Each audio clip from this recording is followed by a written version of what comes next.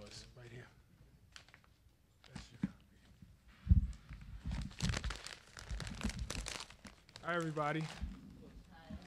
Can you guys move up? Because I don't think, it looks like we're not going to have a huge crowd. And you guys, I got to tell you, you're quite lucky to have Chris here. You should want to soak up as much as you can. So just move up a little bit. We're not in like 10th grade anymore. So let's not act like it.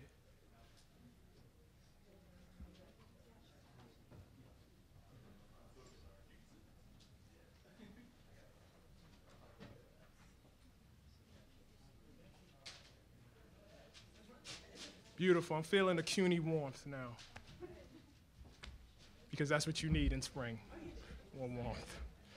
Give us about 4 minutes. Okay, sure. Okay.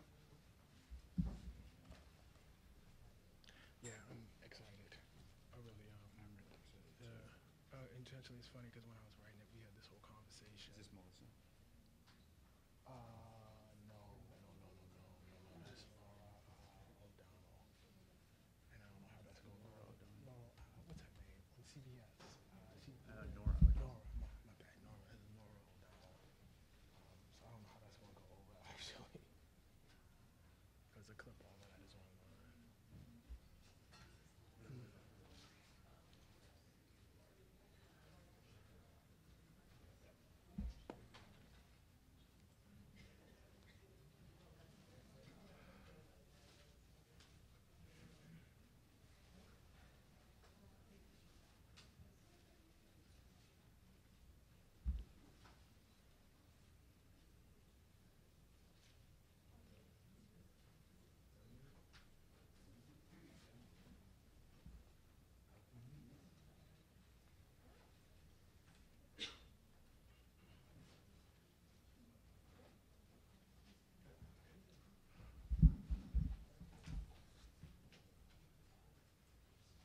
Good afternoon. I'm Jeff Jarvis. I teach here at the CUNY Graduate School of Journalism, and I'm here in loco Sarah Bartlett, our dean, who wanted to introduce you all to CUNY and welcome you all here.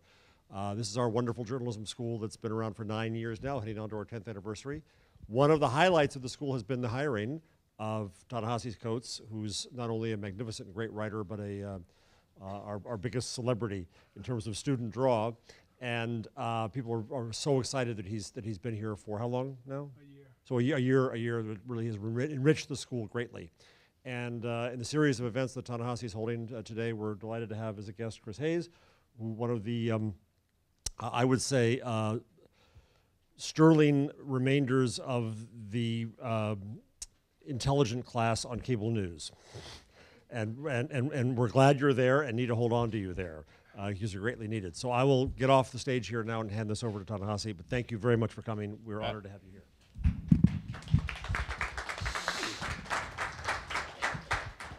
Thanks so much for that beautiful introduction, Jeff. I think it's like the second time I've had the chance to talk to Chris Hayes in public. We did this up in MIT for his incredible book.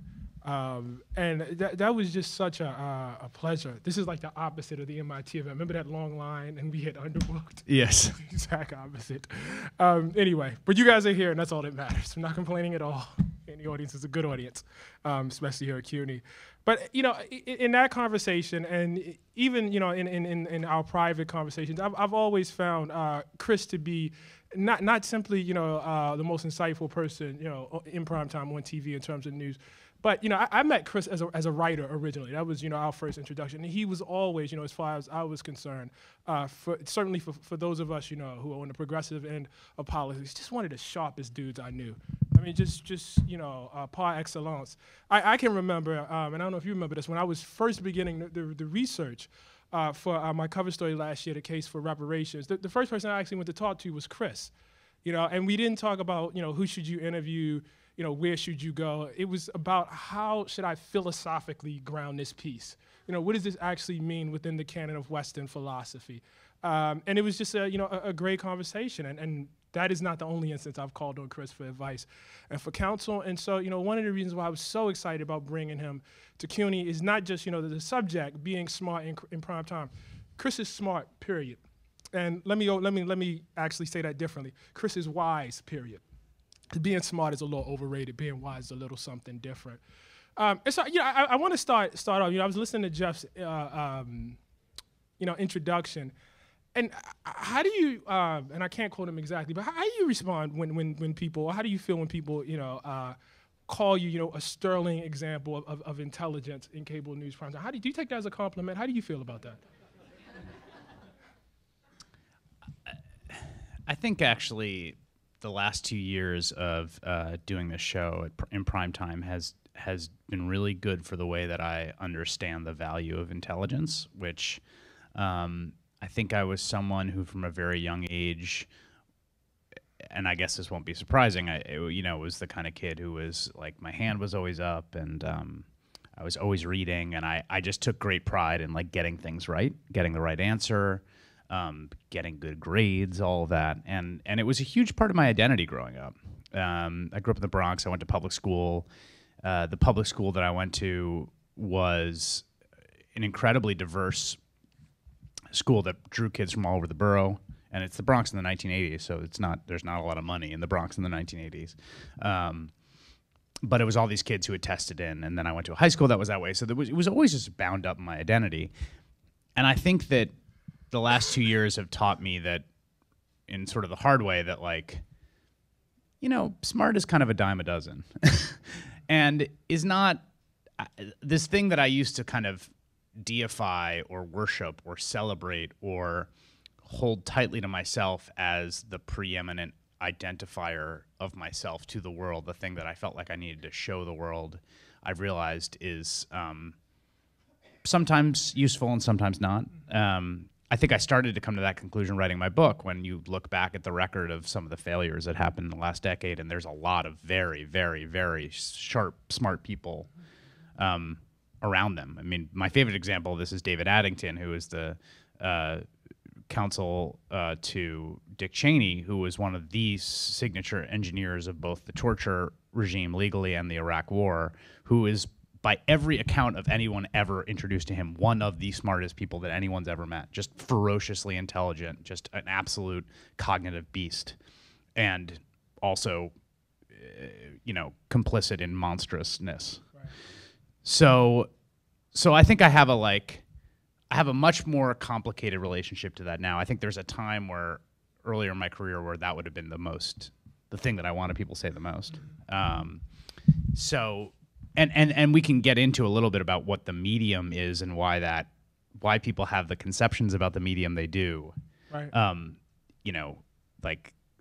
Well, let's stay here for a second, though, because this is just one of my interests. I think I've very much felt the same, and yet, I mean, even on our side of the politics, if you look at this current era, of mass incarceration, everybody is out here talking about criminal justice reform, and if you go back and look at the pathway in terms of how we got here, some of the smartest people on the progressive end of politics were actually endorsing this, and so it is, I would say, somewhat depressing to see like raw brain power, your ability to solve complex is actually not enough.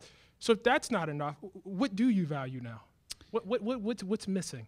Yeah, that's a great question. So I think the thing you said about wisdom is something that is much more important to me.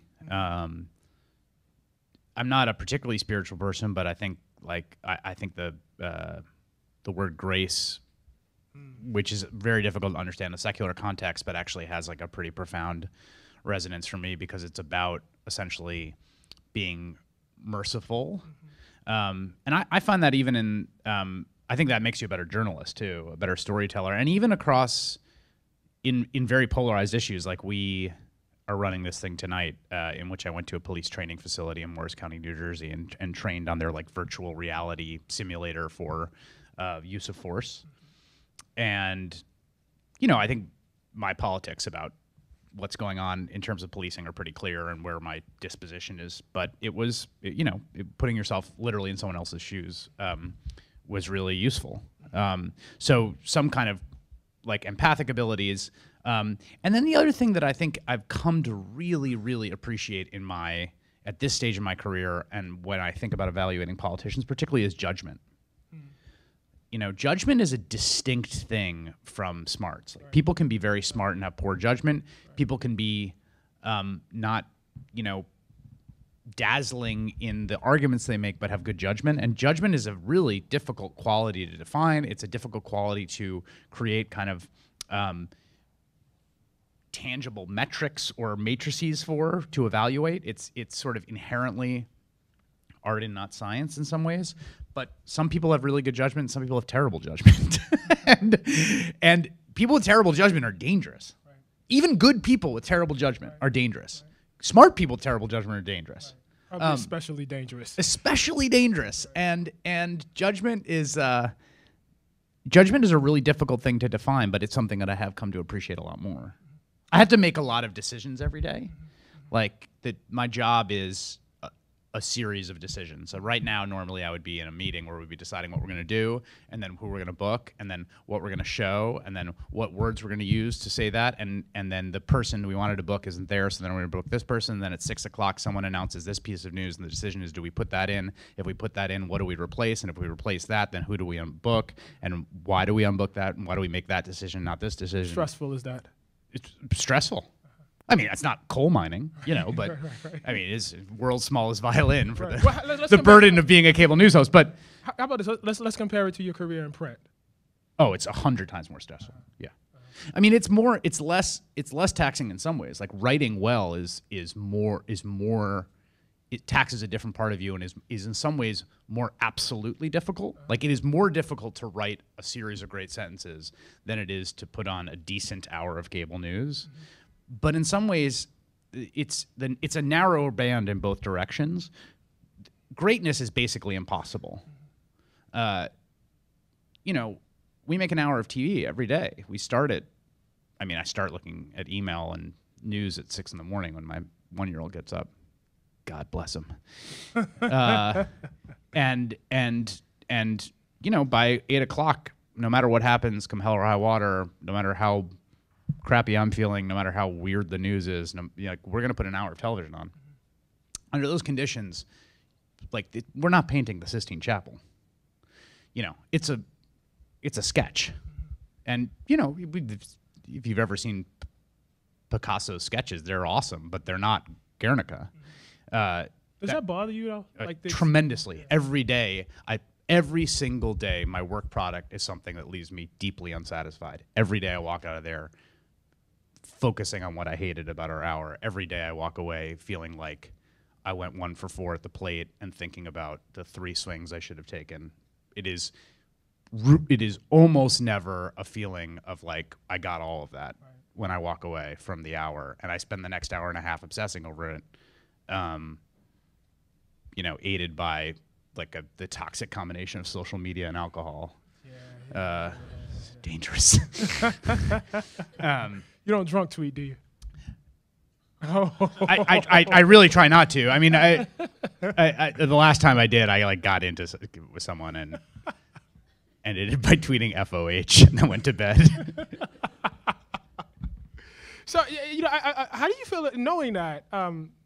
So I don't know if you find this to be true, but I think like the lack of frequency when, say, you're writing long form. Like I think about your the piece you wrote and I told you I love this piece. The piece you wrote at the beginning of the Obama administration about the misapprehension among a lot of people of what pragmatism actually is. Yeah. It's just you're writing that, and you can have a certain, you can, arrange it, I think, so that you can feel pretty good about that when you're done. Yeah, there's no, the satisfaction of writing something good that you work at and hone there's no feeling like that. Mm-hmm. Now, the feeling that I will sometimes have in my job are things that we take longer to do. So we did an hour on the case of a man on Texas death row, Rodney Reed, whose execution was actually stayed against all odds, who is being represented by the Innocence Project, and it's a pretty strong case. I mean, put it this way: his DNA was found in the semen found inside the body of a white woman who was found dead. He was apprehended a year after her death. He was asked by investigators whether he knew her. He said, "I've never known her except for the news." Then the DNA comes up, and they think, well, dude. Right. He says they were having essentially a secret affair that he didn't want to tell people. He's a black man. She's a white woman. They're in a town called Bastrop, Texas, which this will be frowned upon. He's convicted and sentenced to death of her murder, basically on the DNA, which the prosecutor unnervingly calls the Cinderella glass slipper of the case, which is like not the metaphor I would have gone with. But several years after he's on death row, the woman's fiance at the time of her death, who is a police officer, is accused, pleads to sexual assault. He is accused by a woman of showing up at her door for a domestic violence call, saying that he will take her somewhere safe, taking her to a parking lot, taking out his gun, and forcing himself on her at gunpoint. Right. He's doing 10 years. So all of a sudden, that comes out, you think, whoa, whoa, whoa, whoa, whoa. Right. This guy was capable of this. Right. He's the fiance who offers up the timeline that produces the timeline around which the state structures its case. We're going to put this guy to death? Well, you know. So anyway, so we spent a ton of time on that. It was an hour-long special we did on his case. Like that, I felt is the same sense of satisfaction. Right. But you know, that's basically we're doing that as like a hobby, right? Yeah. Like that. I had 2 producers who were in on Saturday and Sunday, 14-hour Saturday, 14-hour Sunday. Like I went down to Texas and did 3 days where we were doing 18-hour days because we were shooting out in the morning, then doing the show, then driving from somewhere for 2 hours at night, then sleeping there, then getting up doing the same thing. Like and like yeah, again, no one. I mean that I like it, right? But there's that you have to fit that around the job because the job is deliver this hour of news every night at 8. Right. So it's funny listening to you talk about it. It reminds me very much of like a columnist. Absolutely. Where they just have to accept, you know what, it's not. We're not always going to hit the long ball. Period. That's the end of the conversation. So where is the joy then? Did I catch you at a bad time? No, I mean they're all bad times. No. I mean the joy is, I would say there's a few things. One is sometimes you really do a segment that really works and is great. You put someone on who's amazing. You discover something in the moment that's amazing. There is a deep satisfaction. In some ways, I find the job most satisfying when I feel like the main news cycle is particularly stupid or vicious, and we can be a corrective. So the way that ISIS is covered, the way that Ebola was covered, the way that thugs rioting is covered, in all of those cases, the work becomes very satisfying when there's a lot of national attention on something, and I watch it get covered in a way that is, I think, insidious, poisonous, toxic, terrible, destructive. And we can go out and be like, no, this is like, let's think about it this way. You know, ISIS are horrible people doing horrible things who the likelihood of them coming and killing your grandmother in Cleveland is vanishingly small. Ebola is an absolutely devastating disease that is devastating West Africa at the moment and has to be dealt with by resources contributed to it. Well, not even West Africa, right? I mean, that's not even like countries within West Africa. Yes. 3 countries, within West Africa. It is a place where that is happening, but a travel ban is a ridiculous idea and will make the problem worse. And also, ISIS isn't infecting themselves with Ebola and sneaking over the border. Did you feel differently when you were on weekends? Oh yeah, it's a totally different. It's like it's the difference between it is. So just to be clear, Chris used to, for those of you who don't know, used to have a 2-hour show, right? Yeah. On Saturday and Sunday, which is very different than the every night. It's the difference between. I think it's the difference between writing, say, for the Atlantic and being a columnist. You know, that's the difference. I mean, you write essays that you work on. We would plan ahead. We would have this sort of breadth and conceptual distance. We could book guests that we knew would be available because we're booking them ahead of time. We're not trying to get someone, a lot of times it's like, okay, well, who can we get at 5 p.m.? And people sometimes will cheat me like, why didn't you book this person? It's like, they were not available. Like we called them at 5:30. It's like, I got to pick up my kid. Like, it's just like this idea that like, well, you didn't book this. It's like, well, we couldn't get them. Or I didn't want to talk to them and I want to talk to someone else. Like, But like there's this idea of like I feel bad about that because I see that on Twitter. It happened last week with Melissa. They say, well, you talked about Baltimore, and housing discrimination. Why didn't you have Ta-Nehisi Coates on there? Right. It's like, I hate going on TV. Right, because Ta-Nehisi said no. Right. Is the answer. So, and people do that all the time. But yeah, so it's like that, and our booking producers, like, they work so hard, and it's such a hard job because unlike the other jobs in which, like, I have full control over the text I produce, right? Like, that's, like, the words come from me. I generally will I'll sort of give a kind of oral monologue to the second producer who has their iPhone, records it, transcribes it, edits it, makes changes. Sometimes it's very specific, like, I'm going to tell you this. Sometimes it's essentially a verbal outline. It's like, let's start with this, give me a little news, give me this, then let's make sure we make this point, let's do this, How'd you learn that? That's just through the craft of this. Like, how did you learn the craft specifically? Like, you get hired and, well, no, you were guesting for Rachel, right? Yeah, so I had done guesting for Rachel, and then I think, I think it's like anything, it was just on the job. I'm much better at it now than I was. I'm much better at giving guidance. I'm also I've learned to think like a television producer in a way, television is, I joke about this all the time with the staff because it took me a very long time to learn this, but like television really is a visual medium. And so you really have to think visually. Like, when I started the job, I thought like a writer, I thought conceptually. Up was structured that way. Up was not a visual show. Up was a very heady conceptual show. Primetime television is a visual medium. So it's like, well, is there sound? Are there things to show? Are there pictures? You know why John Oliver did an amazing piece on the Supreme Court? Did you see that with the dogs, right? Like, now watch, okay, this is a fun thing to do. Next time you see a piece about the Supreme Court, I will tell you what the images are, okay? As they start. Supreme Court exterior pan up, right? Slow scroll over equal justice under law. Cut to, literally everyone, cut to opening day of the court when they take their group photo, and there's a photo, but there's also a scroll through as they're talking in front of red curtain. There's nothing else to show. Like, you gotta show stuff while you're talking about stuff. Those are the three images you can show of the Supreme Court. And so, TV news does not cover the Supreme Court. Because there's never a car on fire at the Supreme Court. Like, you show me a car on fire, we will put that fucking thing on air for an hour. So because you cannot turn away from looking at something burn. Yeah, so this is very interesting to me. Like, speaking of cars on fire, I guess stores on fire.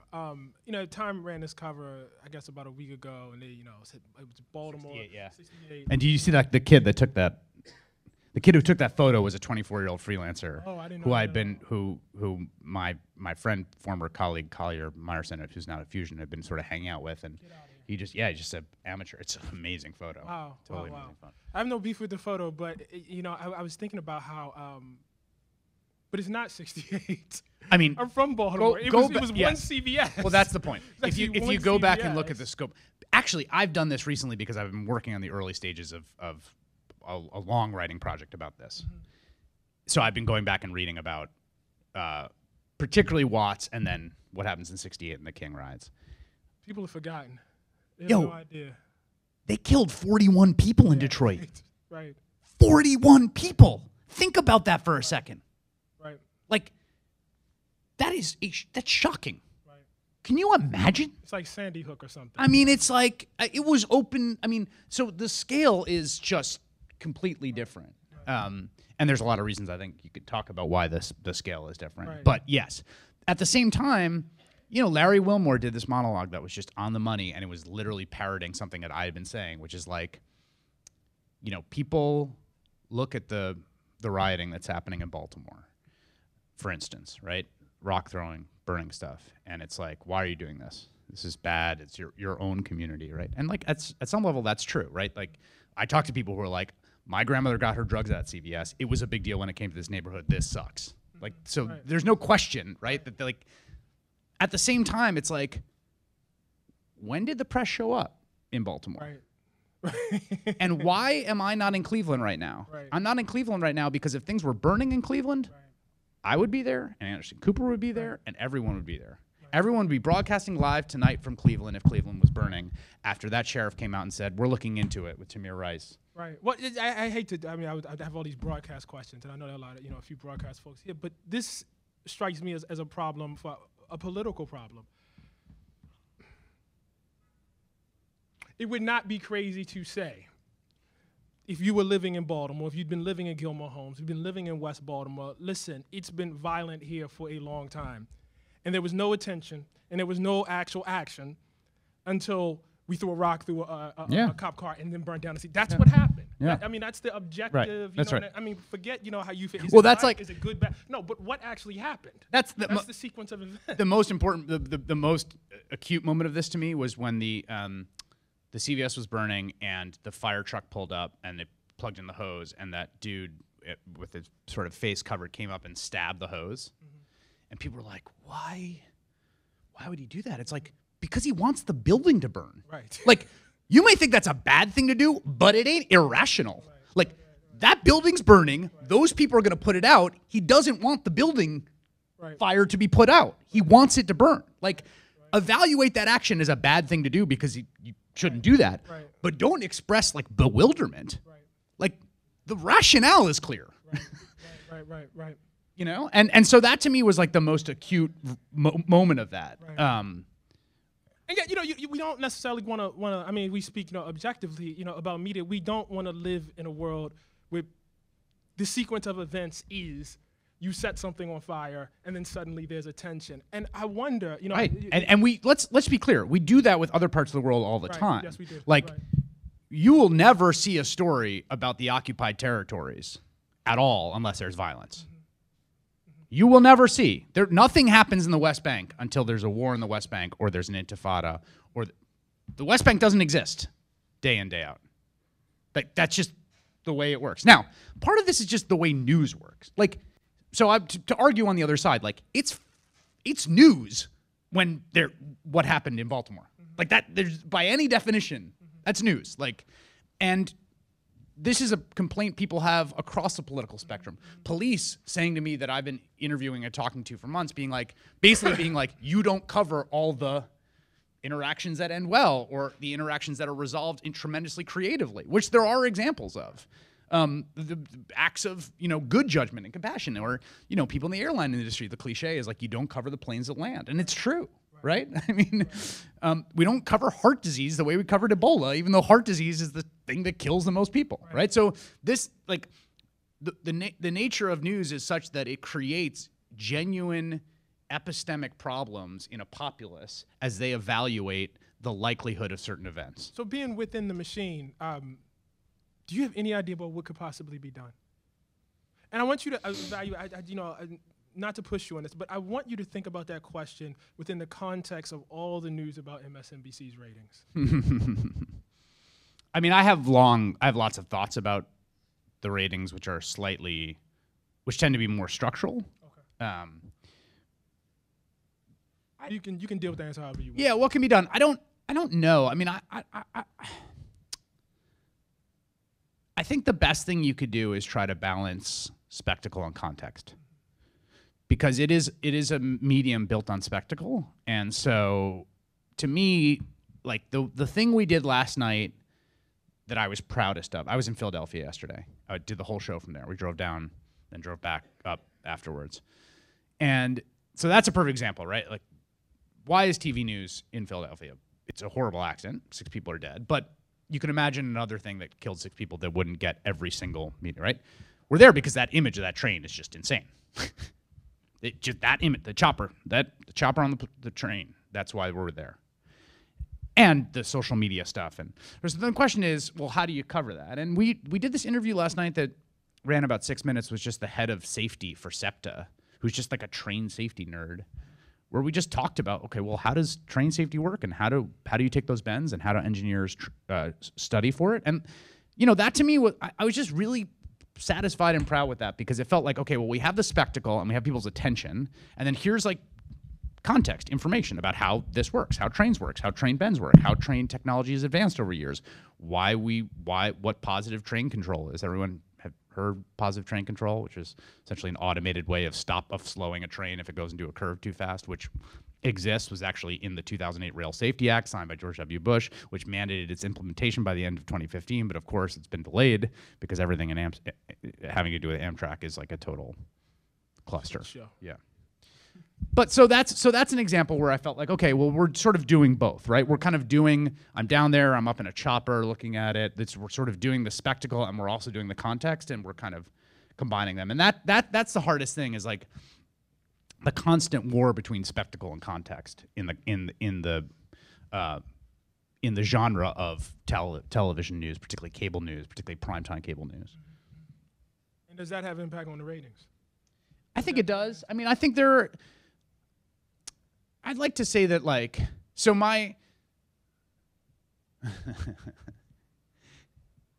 the thing I would like to be able to say is, well, I know that certain things would rate, but I think they're untoward and I don't do them.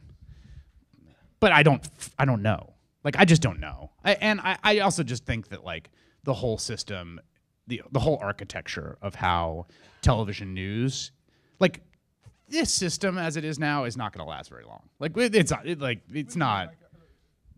Cable news, television news, all the things about it that were constructed during a certain time with certain features, like, I'm just not confident it's going to last that long.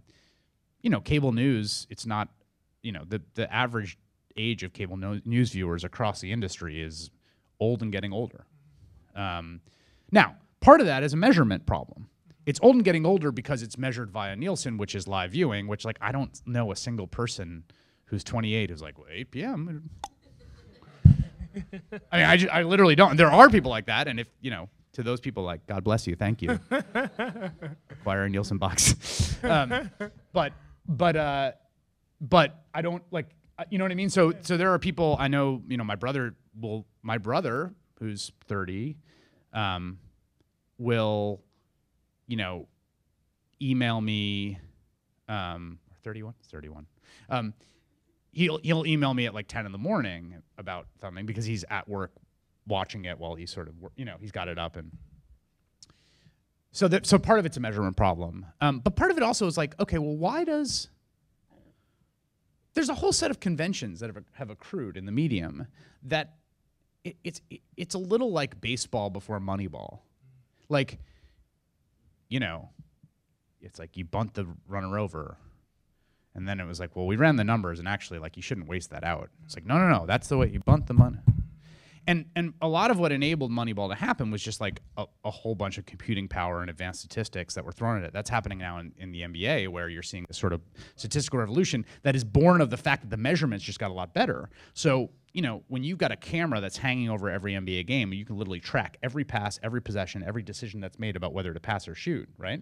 You can build a data set that can then make some judgments about quality, right, that were impossible before. Most of live TV is totally in just this, like, pre-Moneyball era of, like, inherited wisdom about, like, what people want to watch, and no one knows. No one knows. Some people do better than others, There are some people who are geniuses at it, like, in the same way that the same way that they were great coaches. The same way there were great coaches, in the same way that, like, there are a few investors who are just great. Like, in the same way that, like, Lorne Michaels has just a genius for, like, making television people want to watch. But the vast majority of people have no idea, are throwing things against the wall to see if they work, because people's preferences are fickle. And the measurement tools we have in television, particularly compared to online, are just, I mean, it is like the Incas and the conquistadors. Right? Like, when the measurement metrics of mobile and online come to television, it will be like 6 people with a gun showing up and taking over the empire. Because the tools we have are just insufficient. For instance, like, I guess on the internet, you can measure what engagement, unique viewers, like all of these little, like, things. Dude, BuzzFeed knows where you scroll. Right. They track your cursor. Where on the you article. stopped reading. Where did you stop reading? Where did the cursor go? What do you, like, what was inbound? What was outbound? I get this number the next day that, I don't know, all right. It's broken up into quarters, and then we do this thing. It's like, well, the second quarter did well. What did we do in the B block? All right. Yeah, we did what did we do? The Jeb Bush story there. Yeah, Jeb.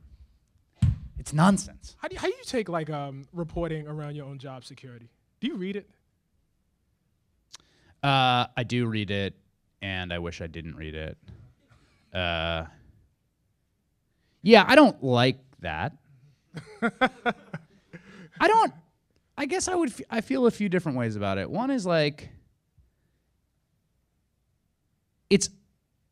mostly it makes me angry because I want to fight people. Like, it brings out some part of me that's like, what's your job? It's the way you feed your family. yeah, but it's not. No, it's not that. It's not the anxiety of like, am I gonna feed my family? Oh, there's some of that. There's some of that. I don't Like, even mean anxiety, but it's like, dude, you're talking about this thing as though it's right. It's like the cavalier, idea. but it's real The to idea that there are people that are trying to destroy me, and I know that they exist, but I can't walk up and be like. No, but like seriously, that's how I feel. Right. And so it's like the impotent rage of like, I want to fight someone. Like, I physically want to get into a physical fight with someone. Like that is and then you just squelch that. Right. And that adrenaline, that sort of is just like is a bad feeling. Yeah. And it just, if you know that feeling of sort of anger that doesn't go anywhere, it curdles and it works its way through you in all sorts of bad ways. That's mostly my feeling. Like the thing about like I'm going to do this until I don't do it, and then I'm going to do something else. And like, I liked what I did before. I'm going to like what I do in the future. Right. I like learning about the world. Right.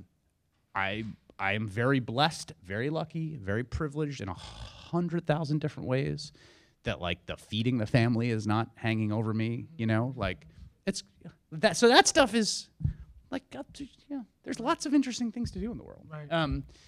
It's mostly that part of it where it's just like the kind of come at me, bro, Right.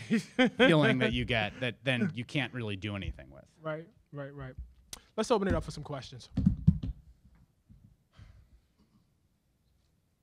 Jeff.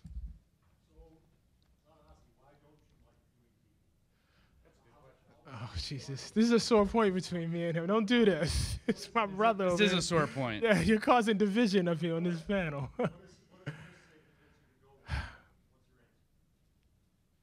That some muckety muck is going to be there in the studio that night.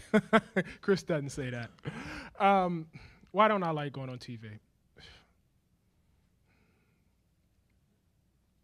It's tough because I actually watch. I'm one of those people that can't be read. I boot up all of Chris's stuff at the end of the week and just scroll through and watch.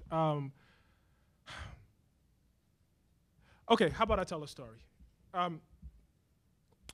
was out of the country in January, and I got a phone call from the folks that handle publicity for the Atlantic, and they said, we're going to have a debate. This week with George Stephanopoulos wants to have a debate between you and Shelby Steele on reparations.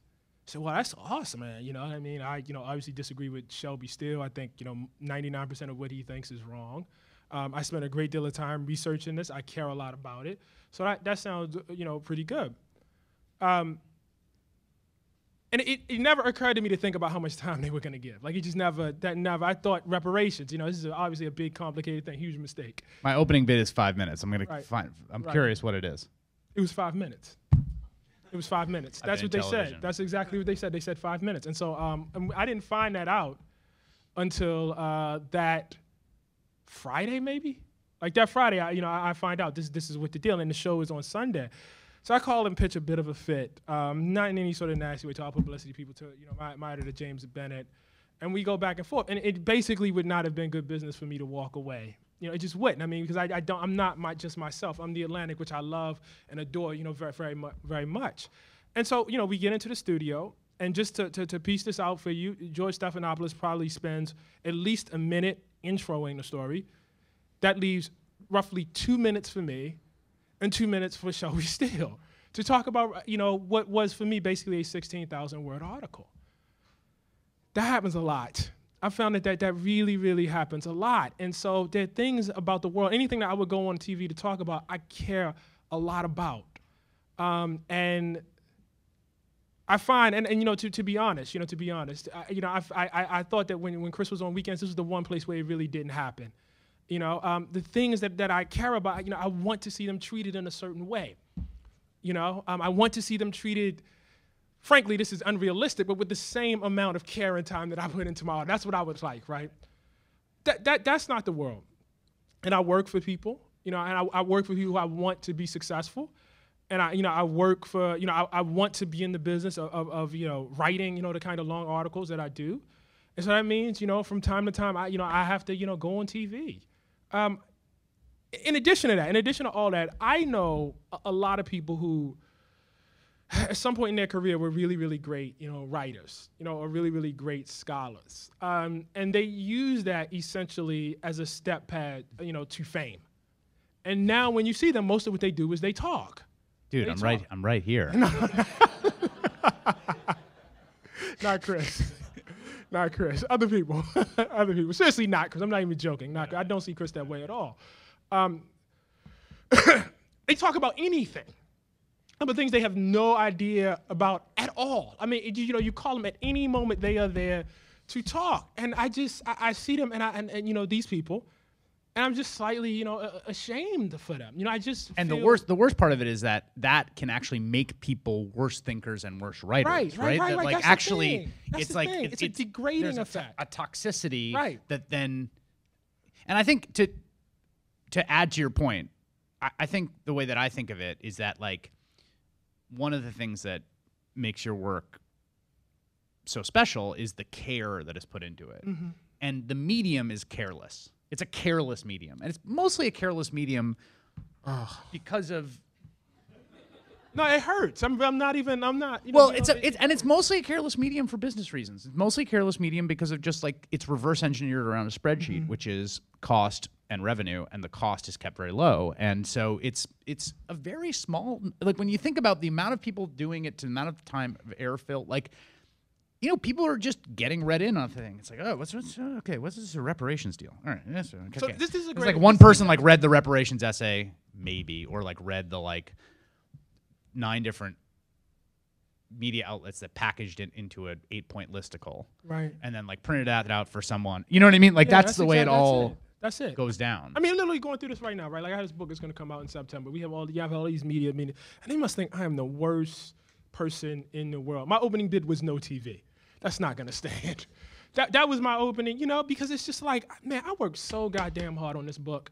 I mean, it killed me. I mean, and we're gonna get other questions. And I'm sorry the about words this, are guys. chosen for a reason. Right, Like, oh my God, all the every work was little choosing word, it. right? I went over, did my editor, put me through the ream for like a year, and then somebody reduces that to like 2 minutes, a 2-minute conversation. We worked so hard on that case for reparations. People put so much energy, and I guess I would like a world where that is better respected. I mean, that's the very, very long answer to that question. Other questions? Yes. Chris, how do you respond to, and this is exactly the opposite of my opinion, but how do you respond to criticism that MSNBC is only presenting one side of stories? And is there a place for, Jeff Jarvis brought it up on our first day here, objectivity. Yeah. Does bringing someone from the opposite point of view mean that it's objective? Are we forcing it? How would you respond to that? Well, so I'll answer for myself because that's really what I can answer for, or what I know best, right? So I don't pretend to be objective. I have politics and a worldview, a set of predispositions, a set of positive, affirmative values that I am unapologetic about, that I hold, that the viewer knows I hold. But I do try to be fair, and I do try to be open-minded, and I do try to be curious, and I do try to encounter the world with the friction of that, of those beliefs. So that's my approach, and I don't, I feel like in some ways actually that question has been around for a while, but also seems increasingly receding as people just create these kind of voicey places that have, I think about this a lot, about what are the politics, how would you describe BuzzFeed? Which seems to be kind of I would describe as post-objective. in that like you wouldn't call BuzzFeed, you wouldn't say that BuzzFeed was like a progressive publication or like I would have a hard time sort of talking about what its politics are, but it's extremely voicey. Extremely. It's not, it's the opposite of AP Style. It's the opposite even of the Times, although the Times has gotten much voicier. Much voicier. Interestingly enough, if you go back and read newspapers, I mean, the best was, did you read when people like the piece about, it was the Times headline about John Wilkes Booth's death? Oh, what? Oh, it's like the most hilarious thing in the world. It's like this like scoundrel is like Yeah, the no, people scoundrel forget is that. like literally it's like headline in the New York Times, right? Like the Newspapers used to call objective. for It's like lynchings. scoundrel dead Yeah. nation celebrates or Yeah, something. right. It was just this like unbelievably Right. Right. like thank God this horrendous murderer who's like, and he will be like, you know, he will be buried with no honor and the shame that accrues to him. And like this was the copy in the New York Times Right. about, well, so, you know, we've gone through different periods of, so the thing I worry about is being, is getting things right, is like not getting things wrong, and not giving myself the easy way out. Like not taking the cheap shot, not taking the easy, like pushing people, pushing everyone. And sometimes I don't do that. And I should. You know, I fall short of that mark all the time. But that's the goal. Also, I think like if you're in opinion journalism, which I think we could still classify that as what you do, you also can confront your opponent's best arguments and not their worst. That's right. You know, I think that's, you know, a measure of fairness there. Other questions, right here in the front.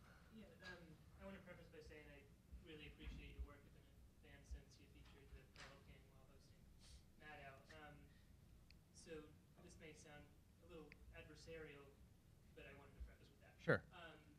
So I guess the one thing where I see like this phenomenon that seems to me to exemplify the tension of being a left-wing thinker in corporate media is when I watch your program online, and after each 5-minute segment, I see the same advertisement for ExxonMobil or for Goldman Sachs, and it is produced with the, you know, the superficial, like progressive rhetoric, Yep. as if it is ostensibly targeting your viewers.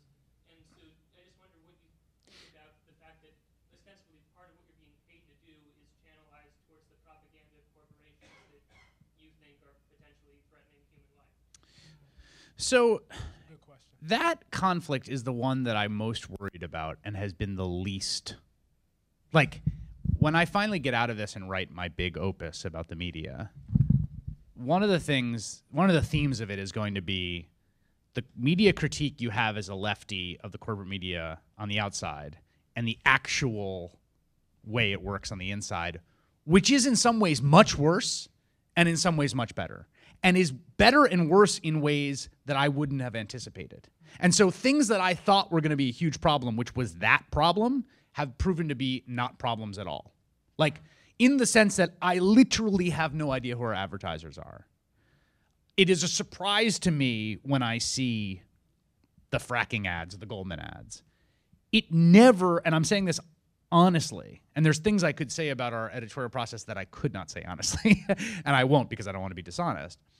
It honestly never crosses my mind that we're going to piss off a fracking advertiser. In fact, my sense, again, just looking at this, I have no interaction with any of that, is frankly, the reason the fracking companies are buying ads is because we beat up fracking all the time, and they're basically trying to counter-programming what we're saying.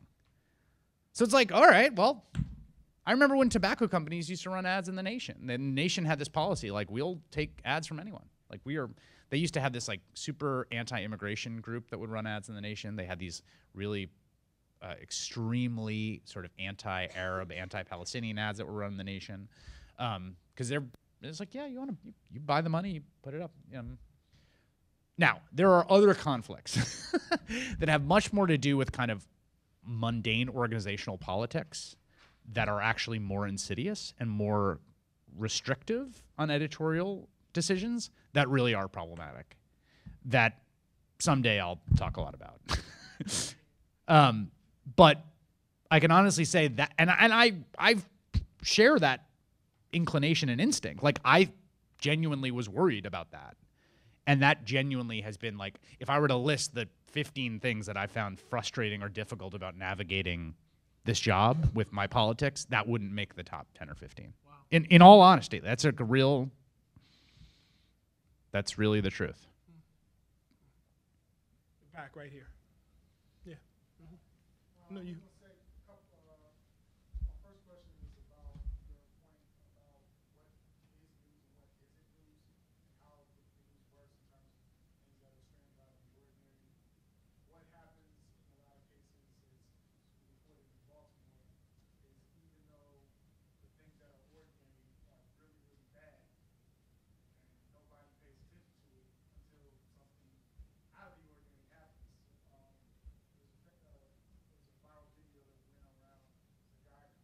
Kwame Rose, we had him on the show talking to Raldo, said, you weren't here for this, you weren't here for that, you weren't here for this, you're here for the Black Riots.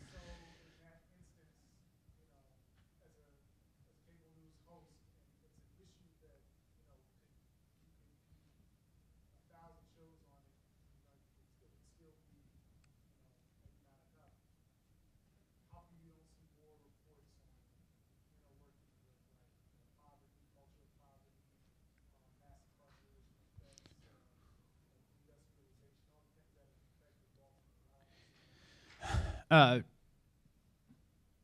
say two reasons. One is people don't think it will rate. And they might be right. I don't know. Again, like I don't pretend to know. But that's a big reason. Like, it's a bummer. Or I already know people are poor and being poor sucks. You know. The other thing is that the less sort of terrible, cynical answer to that is that, like, stories are better than issues. It's like the stories that we have seen develop over this year, the story of Tamir Rice, or the story of Michael Brown, the story of Freddie Gray, the story of Eric Garner. That's not some, like, Abstract. it's not like it's generally the case police do this, or the broken windows in the abstract. It's like police rolled up to Eric Garner because he was selling Lucy cigarettes, or because he was accused, let's be clear, accused of selling Lucy cigarettes. That's a classic quality of life. Like, so that the acuteness that comes with, like, characters, plot, drama, all the stuff that, you know, real stories about people, about what happens to people, what people do, those are more gripping, or they're in some ways easier to tell the story about issues than issues.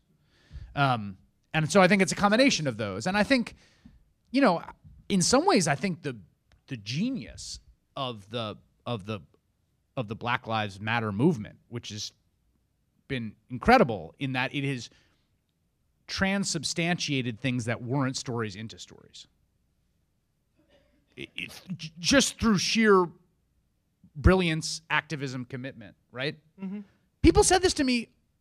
Literally dozens of people said to me, standing on the corner of North and Penn in Baltimore, first of all, if Freddie Gray hadn't died, no, it wouldn't have been a story. It wouldn't have been a story in the neighborhood.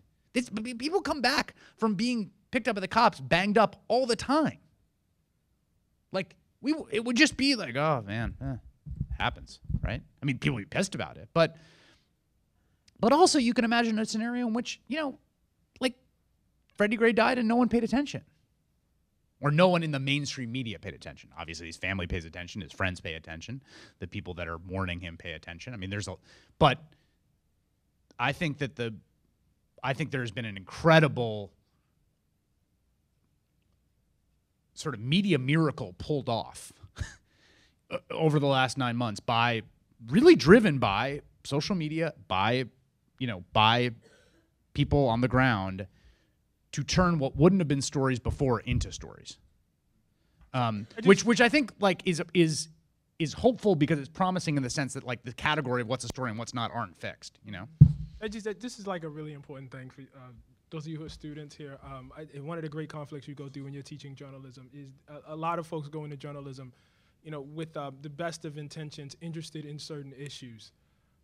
Interested in mass incarceration, you know, which is interesting, interested in criminal justice reform, interested in, you know, LGBT rights, right? But you got to find stories. You must find stories. You must, find. It's just the absolute. Criminal justice reform is obviously, something that's very, very, very important. It's not Tamir Rice's family has not been able to bury him for the past 9 months. That's a story. That's a story. And it's just an essential thing for those of us, and I went through it when I was a young student, who lament the fact that, media doesn't pay attention to certain things, doesn't, do stories. That really is the charge of young journalists, to find compelling stories about those issues. And if those issues are as important as you say they are, those stories are almost certainly there. But I would also say, like, in this case, I think the people in this sort of nascent movement have done an incredible job of understanding that intuitively and operating on it. Like that it's less journalists who have turned these into stories, frankly, right, than folks in the movement who have. Right. These kids will not always be so lucky to have activists to do that for them. Right here. You said during the riots in Baltimore that you said just cut off live coverage. It's sort of beside the point. It's not the climax. Mm-hmm. The epilogue. The cameras actually distort the story. Yes. And you said that there is a bias of now, and that Yes. just making everything worse. Yes.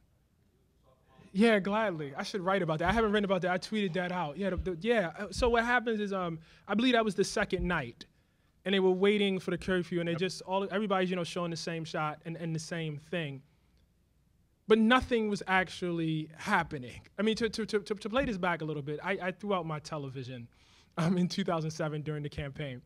Because what I realized was that, we were in the midst of this great run, looked like might be the first black president ever. And every night I cut on the TV and nothing actually was happening. There would be news, right? Or theoretically what news was. So there'd be, who won the day, for instance. This is my favorite one. Who won, but nothing actually happened. But there was the sensation that news was giving you that something actually was happening when nothing actually was going on. Nothing had actually changed. Literally, that's my job. Nothing had changed. Nothing had changed. You just felt like, if people would get you all excited, this music would come on. People would say, as Chris does, tonight, and it's like, oh, tonight. Yes, now. that's right. Now Yes. something's happening. You must watch. Right. And I understand that and I respect that. But see, being, I'm from, Baltimore, as I've said many times. I'm from West Baltimore specifically. My mother was raised in the very same projects where Freddie Gray was from. I lived across the street from Mundum Mall where this, riot began. And I can tell you, it has always been violent. It's always, and that's what I can't get that through to people enough. It is violent. The long-term perspective of life in West Baltimore and life in any city, where there's a segregated community, is violent. Segregated is a very, very pretty word. But what it actually means is somebody restricting your mobility, and the way they restrict your mobility at the end of the day is through violence. It's through violence. And so when cameras show up, because some kid might throw a rock through a window, or, I'll take this all the way, because a store, or a senior citizen's home, a prospective senior citizen's home, I believe it was, might get burned down. And everybody throws their hands up. Oh my God, violence. But it's been violent. And the people who are watching are implicated in that violence because they're Americans. They're a part of the policy that's set down, that is enforced through violence. Even if you take the particulars of Freddie Gray, let's not talk about the broader issues around housing, right? Let's not talk about the broader issues around job discrimination.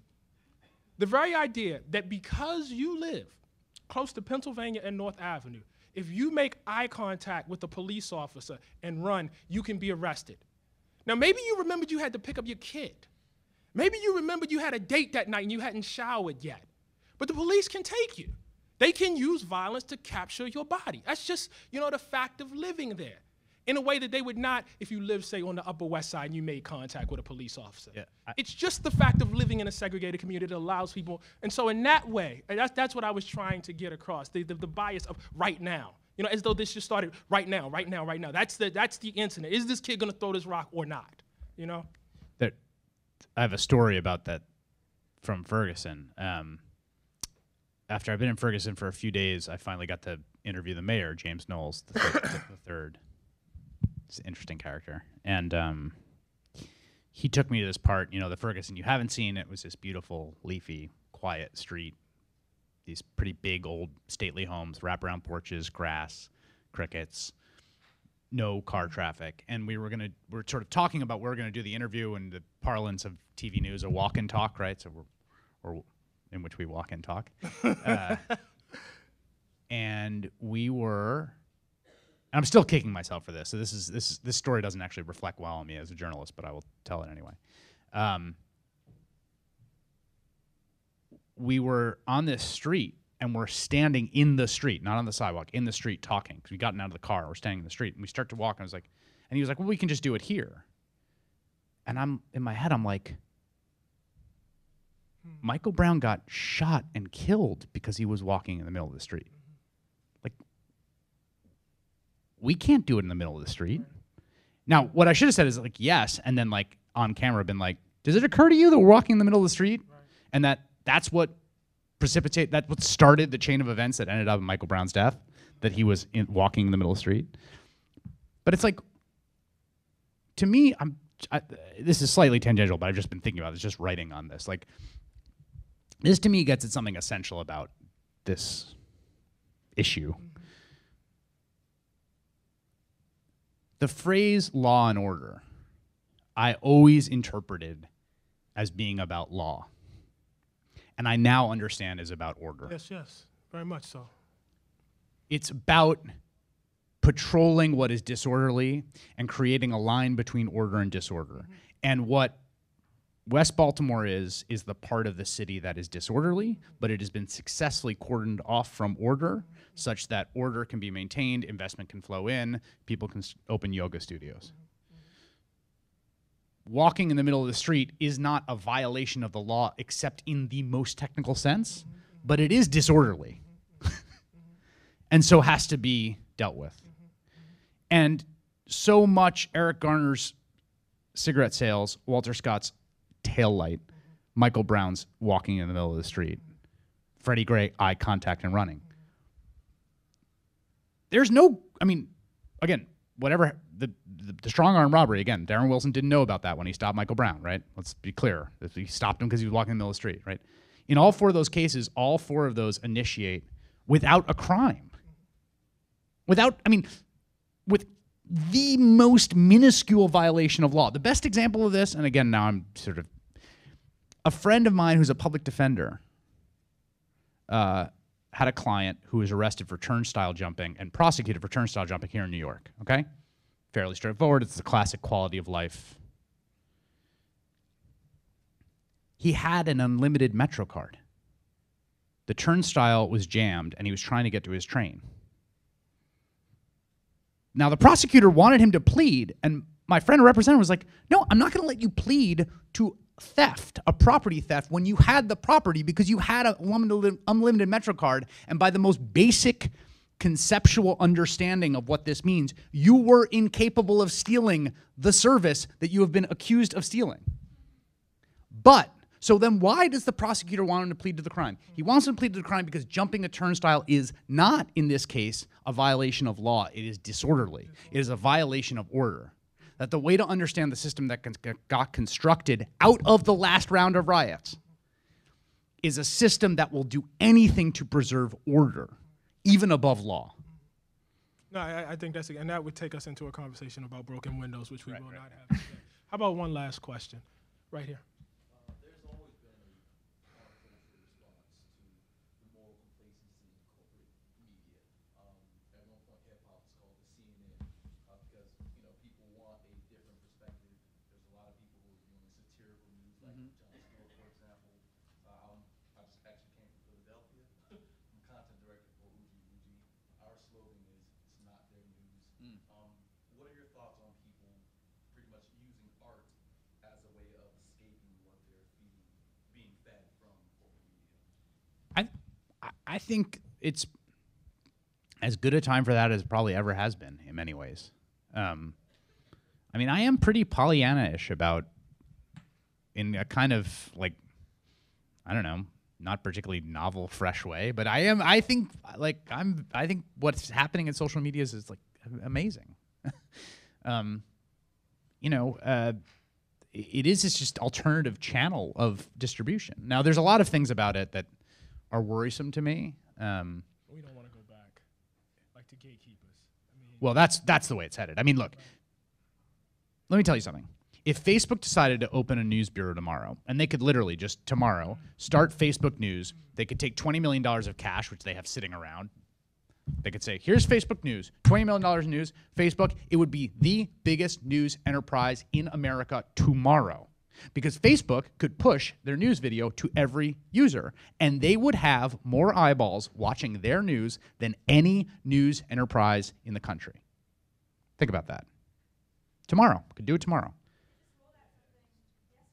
So they're doing what they have not done, though, right? It's a content partnership with the Times, right? It's one step away from that, right? But if they wanted to, and maybe they will eventually, right? They could be the biggest.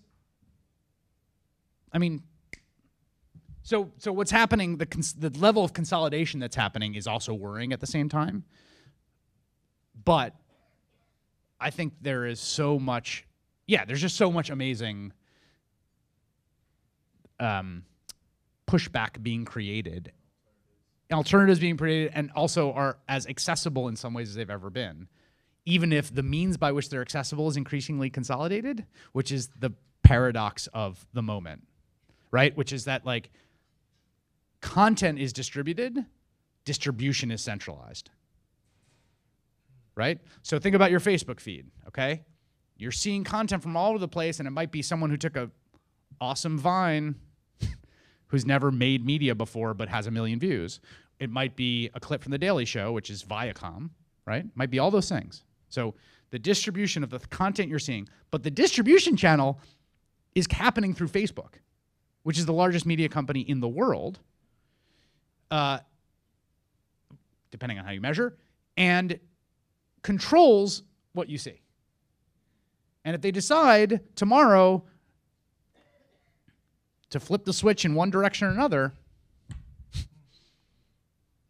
so. Well, on that optimistic note, will you guys thank Chris for taking his time to come here and just, share some of his wisdom with us? This was great.